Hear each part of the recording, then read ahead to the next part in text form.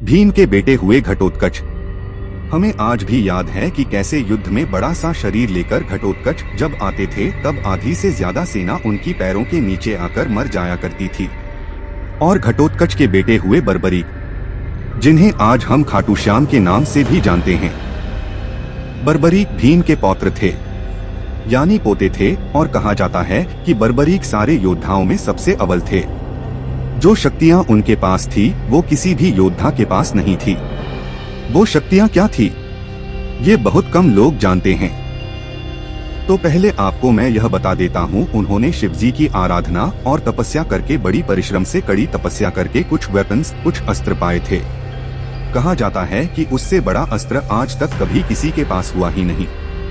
ये भी कहा गया कि बर्बरीक जिस भी तरफ से, जिस भी साइड से लड़ेंगे वो साइड डेफिनेटली जीतना तय है, वो हार ही नहीं सकती। इसी बात का गलत फायदा ना उठाया जाए, इसलिए भगवान शिव ने एक कंडीशन के साथ उन्हें अस्त्र दिए थे। कहा था कि तुम सिर्फ उसी तरफ से लड़ सकते हो जो साइड हार रही हो, दूसरी तरफ से कभी नहीं लड़ सकते हो। श्री कृष्ण एक बार बर्बरीक के पास पहुँचे। युद्ध से कुछ दिनों पहले बर्बरीक के पास पहुँचे और कहने लगे कि तुम बताओ, तुम किस तरफ से लड़ने वाले हो, अपने दादा की तरफ से या कौरवों की तरफ से?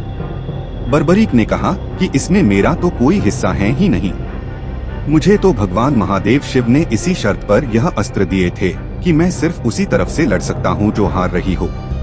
तो पहले कृष्ण ने कहा कि एक बात तो बताओ, वो अस्त्र है क्या? तो बर्बरीक ने 3 बाण निकाले। बर्बरीक को शिवजी ने 3 बाण और 1 धनुष दिए थे। बर्बरीक से कृष्ण जी ने कहा कि चलो अपने अस्त्र का एक डेमोन्स्ट्रेशन दे दो, मुझे दिखाओ कि ये अस्त्र काम कैसे करते हैं। बर्बरीक ने कहा बताइए क्या करना है। कृष्ण ने कहा कि ये पेड़ दिख रहा है, इस पेड़ की सारी हरी पत्तियों को भेद दो। बर्बरीक ने तीनों बाण निकाले।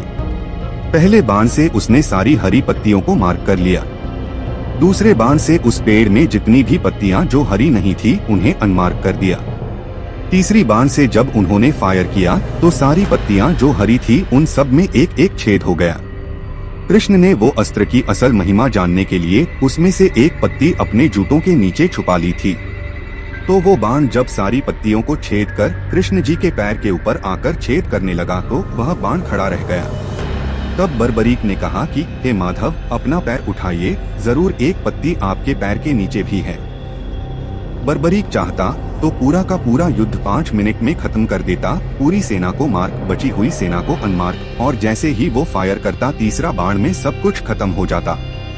ये बात कृष्ण जानते थे और उन्होंने बर्बरीक को अपनी बातों में उलझा लिया। उन्होंने कहा कि अगर तुम हारने वाले के तरफ से लड़ने लगे तो डेफिनेटली वो तरफ जीतने लग जाएगी, फिर दूसरी हारने लगेगी, फिर तुम्हें उधर से जाकर लड़ना पड़ेगा, फिर जैसे ही तुम उधर जाओगे वो जीतने लगेगे, फिर तुम्हें इधर से आके लड़ना पड़ेगा। तो क्या तुम ऐसे ही खेलते रहोगे पूरे समय? बर्बरीक थोड़ा सा कंफ्यूज हो गए कि अब क्या करें। तो कृष्ण जी ने उसे अपनी बातों में फंसाकर उनसे दक्षिणा में अपना सर मांग लिया। कृष्ण जी से उन्होंने एक आखिरी चीज और मांगी थी। बर्बरीक ने कहा था कि प्रभु, मैं युद्ध देखना तो चाहता हूँ, तो प्लीज ऐसा कुछ इंतजाम कर दीजिए कि मैं युद्ध अपनी आंखों से देख पाऊँ। तब एक बहुत बड़े पहाड़ की चोटी पर श्री कृष्ण ने एक त्रिशूल, एक भाले के ऊपर उसका सर लगा दिया ताकि वो पूरा का पूरा युद्ध देख सके। एक और बहुत खूबसूरत चीज है कि पूरा युद्ध खत्म होने के बाद 5 पांडवों को श्री कृष्ण बर्बरीक के पास ले गए।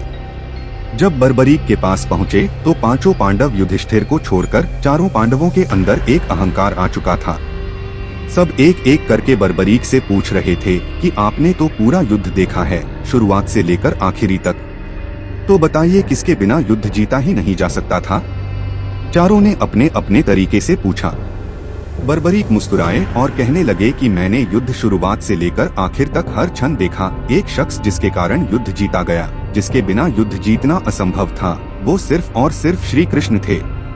उन्हीं के कारण युद्ध जीता गया, वरना युद्ध जीतना तुम्हारे बस की बात नहीं थी।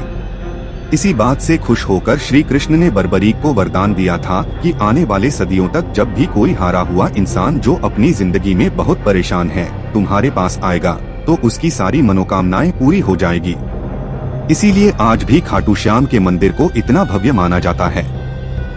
ऐसे और भी अनकही अनसुनी कहानी जानने के लिए आप हमारे चैनल को लाइक और सब्सक्राइब जरूर करें।